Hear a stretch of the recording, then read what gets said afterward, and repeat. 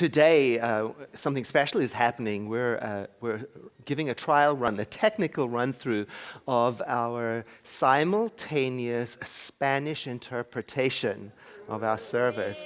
Yeah. So we're trying it out, and Julie Burns is sitting up in the balcony there, and she's simultaneously translating. So I'm going to speak very fast today, see if you can keep up with me. And we've got somebody just listening to it. And then eventually, as we get the system down, we're going to invite you to let your Spanish-speaking friends know about it so that we can select services by appointment to do it. Because we're just starting. We want to make sure we cater properly to our Spanish-speaking people. So that's very exciting. And also, on stage, we have a beautiful stage today, thanks to William Abel. Yeah.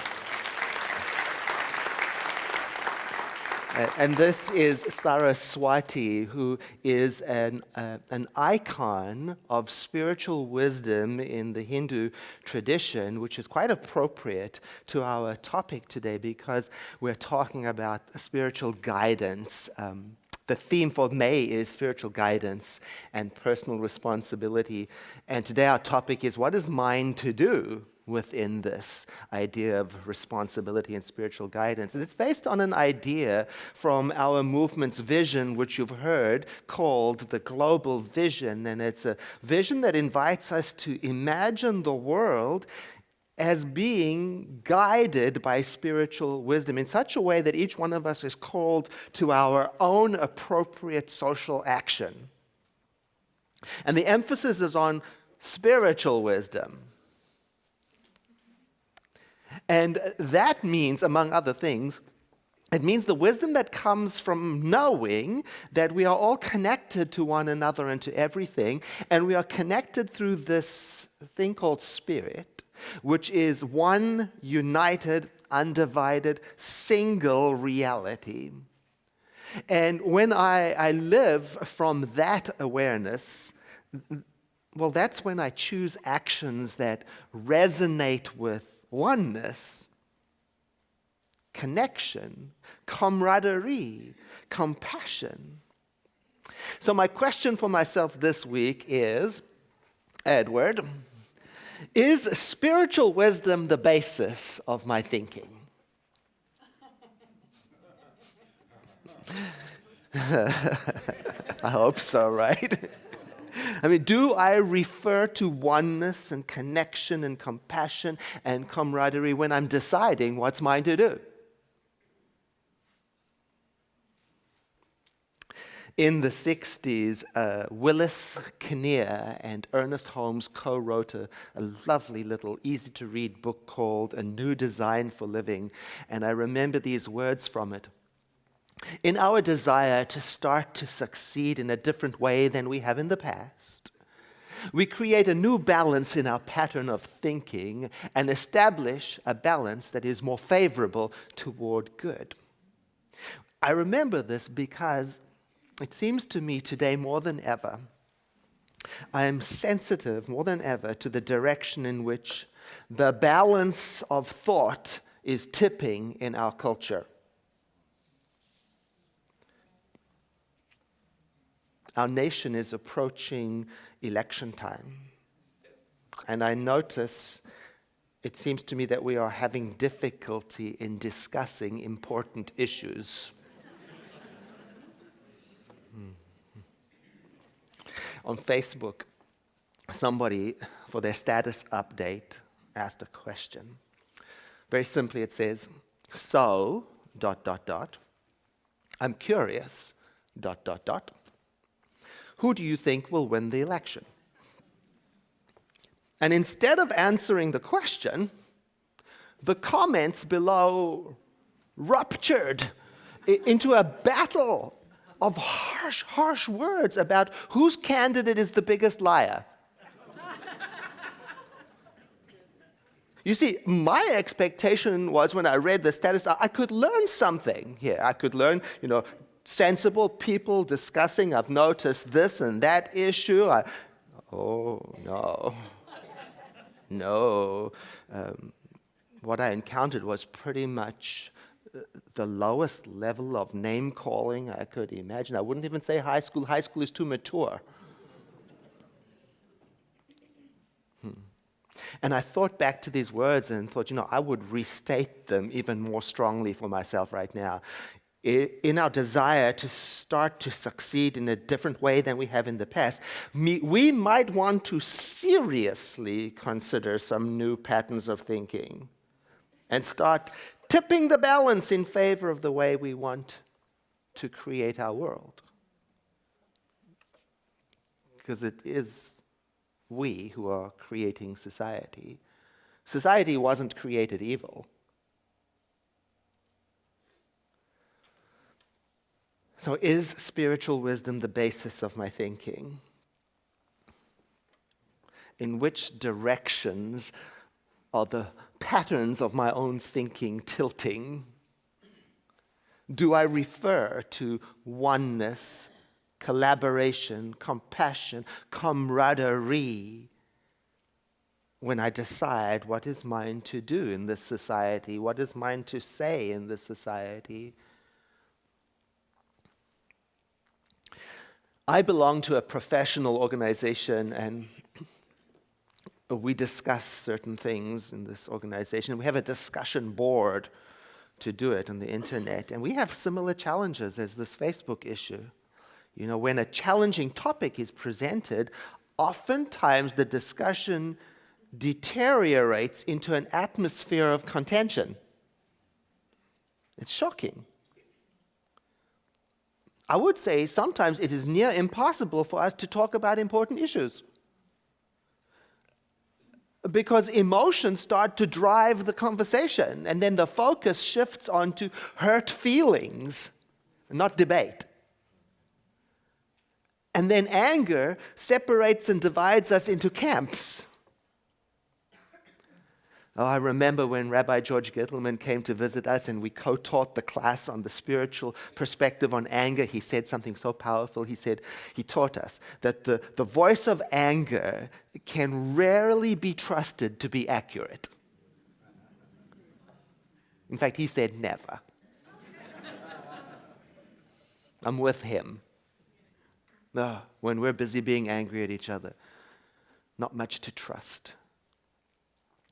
And I sometimes think of aliens, from another dimension or another universe, stopping by and peeking in on Facebook.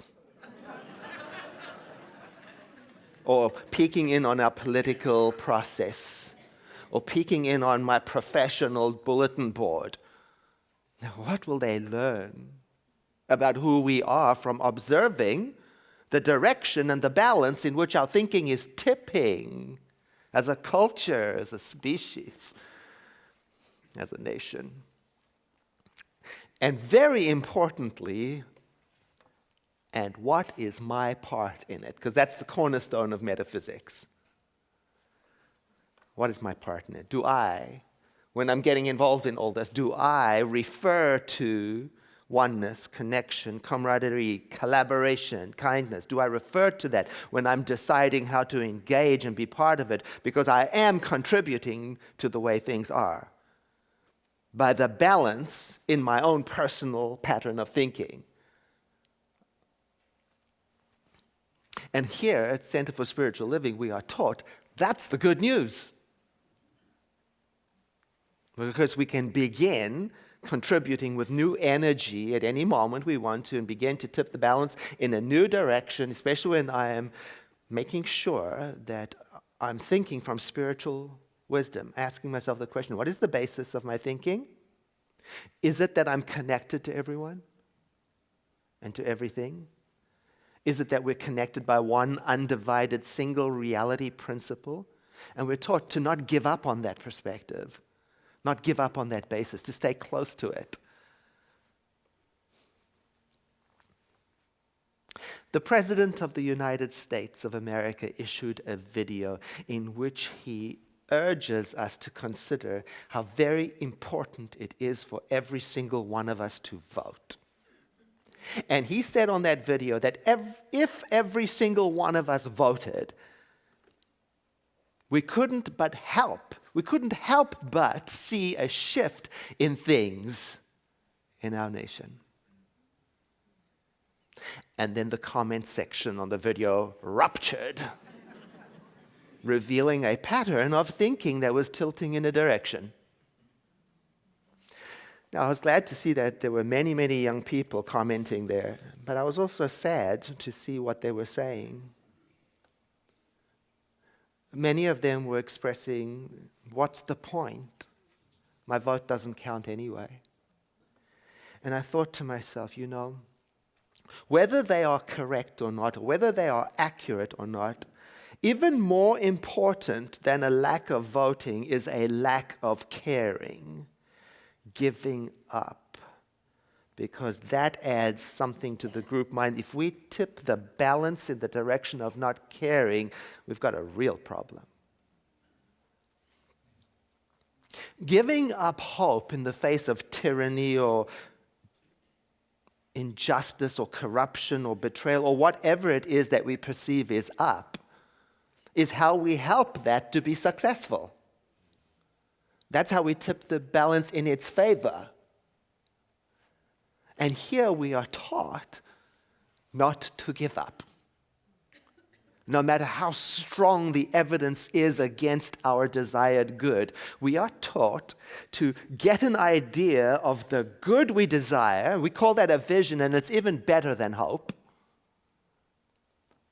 To get a vision in our minds, we are to see an image of our lives, of our bodies, of our family, of our nation, of our city, working very well, governed by oneness, connection, collaboration, and compassion, and to stay with that idea, to stay with that vision, to stick with it, and to keep on keeping on, no matter how loudly roars the voice of contention around us, and to believe that we are making a very real and substantial difference by mentally tipping the scales in the direction of good with the meditations of our hearts, and then the words of our mouth, and then the actions that grow out of that.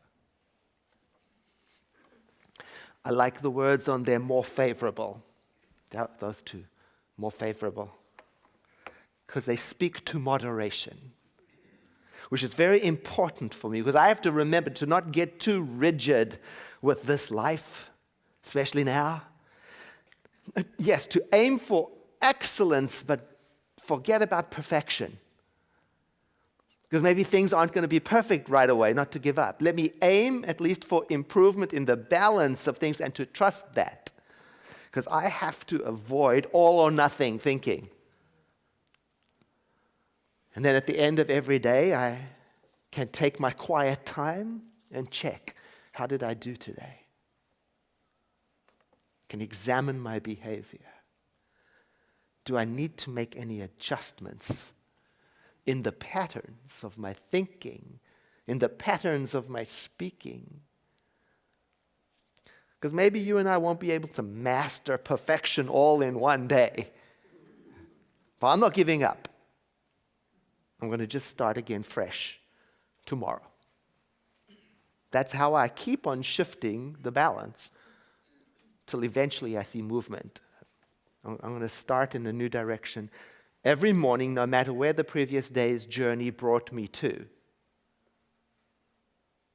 I've seen that be effective in groups, in families, in groups of friends. I saw it happen on this professional bulletin board I was talking about.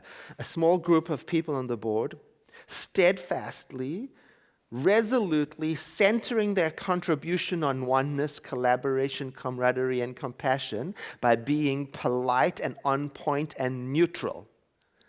They effectively, over time, shifted the tone and the character of the group dynamic.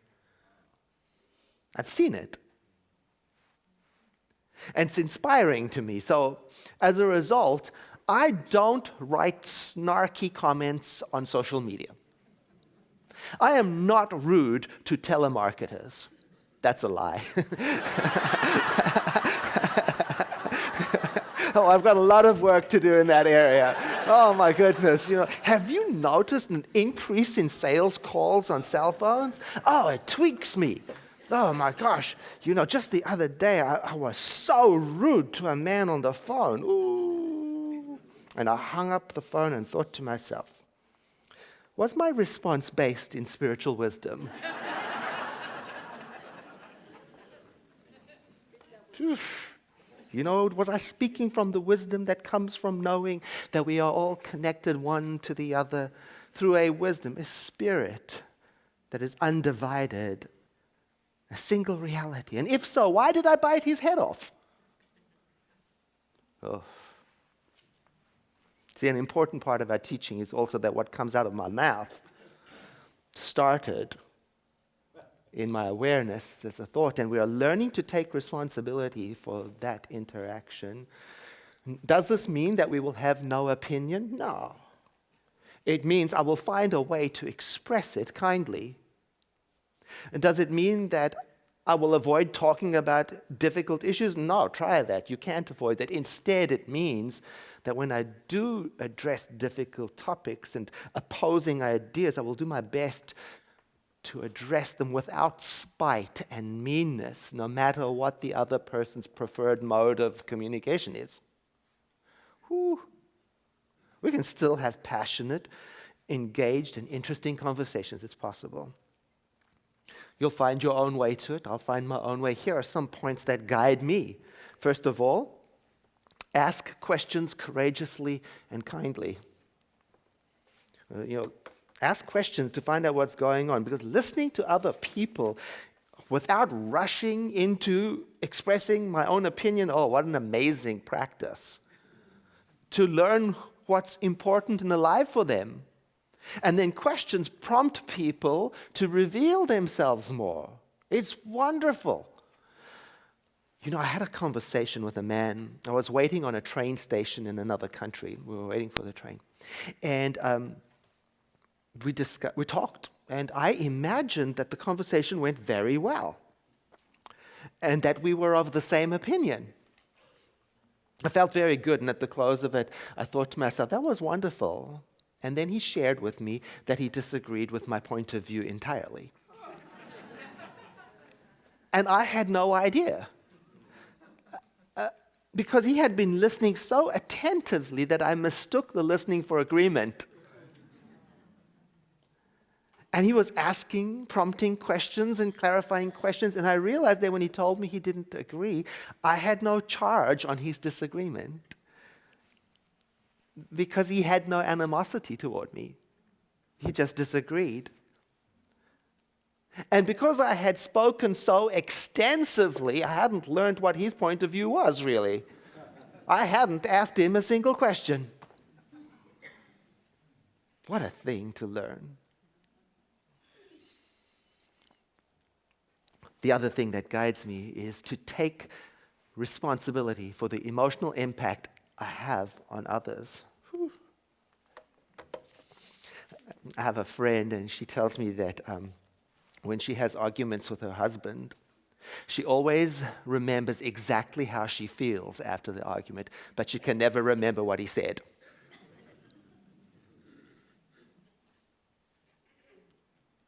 See, that's important. See, I used to think it was all about the information and the facts and getting them clearly through. It's not. Somebody introduced me to this beautiful phrase that tipped the balance in my thinking. People don't care what you know until they know what you care about.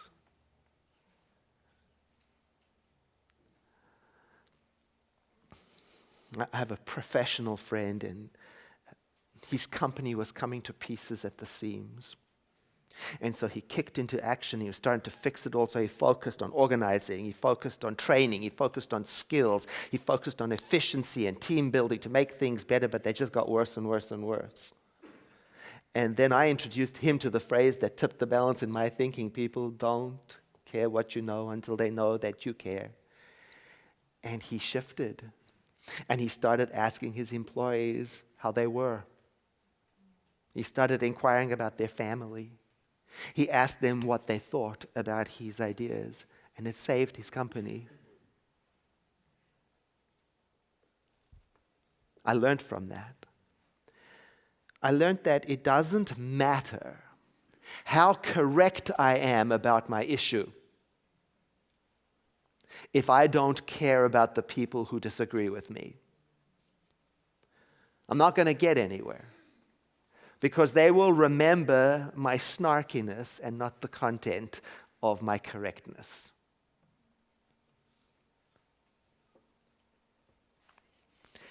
Here's something else I learned. I learned to get comfortable with not speaking until I'm clear. I learned that from my grandmother.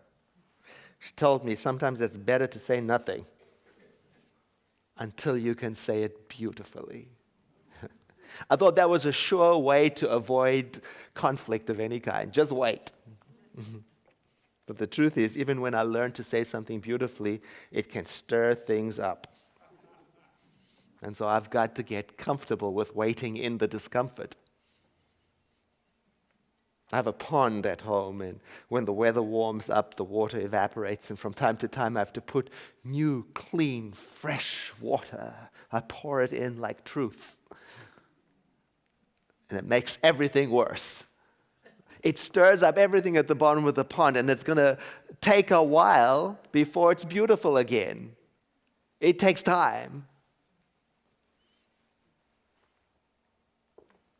I notice people can be uncomfortable with silence. I know I used to be. Silence in conversations, even in groups.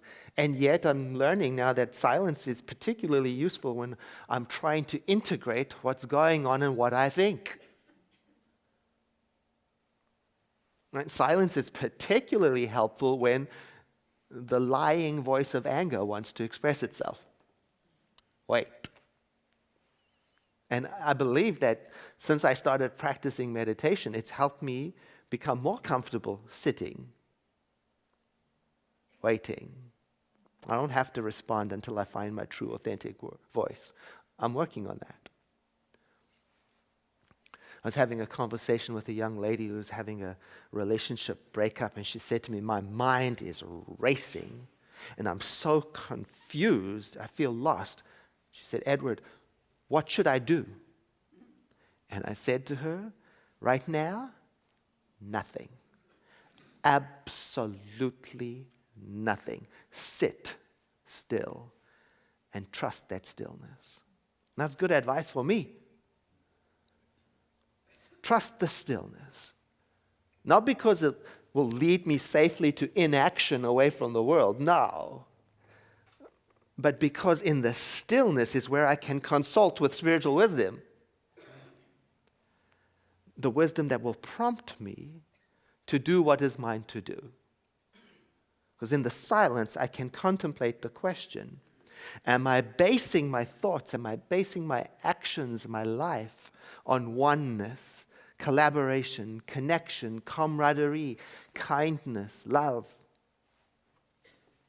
It's a good question. And I think it's a good question because, in my opinion, this is a good time for us to pray for our nation. And I think we owe it to ourselves to do that from the most peaceful place we can get to. So I invite you to join me in doing just that by breathing in and exhaling, letting your eyes close. As we begin this prayer with gratitude, gratitude for all of the people who help. Gratitude and appreciation for all people who are involved in relief efforts everywhere and anywhere. All the people who give financially to charities. An appreciation for all the people who are first responders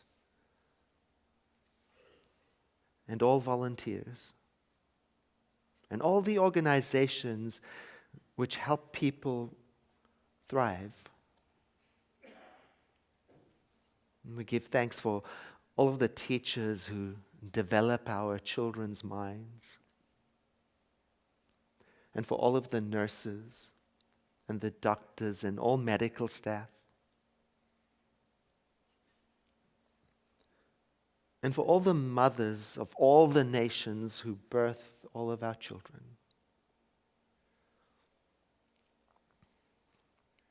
And for all of the fathers and all of the role models and all of the heroes of forgiveness, the ones who lift the heavy weights. We appreciate and give thanks for all of the peace officers and the firefighters and the rescue personnel. And we give thanks for all clergy of all faiths who teach oneness, connection, and compassion. And we give thanks for the farmers and the workers who produce good, clean food. And we give thanks for politicians of all parties and all the staff in all the stores and all the restaurants who attend to us. And for all of the merchants and civil engineers and construction workers who create for us. And for all people in all places. And for all the animals and all the creatures of every kind. And for all the plants. And for all of the air and the water. And for all of us. So that we may be reminded that we are connected to all that is through one undivided Spirit. One reality principle. So that as we access that awareness and gratitude, we can take a stand for peace. And let it shine, let it be birthed like a light in us that is guiding and helpful and restorative, not only for our own selves, but for all of those people who come into our thought atmosphere. Today, by means of this prayer, we are consulting with spiritual wisdom.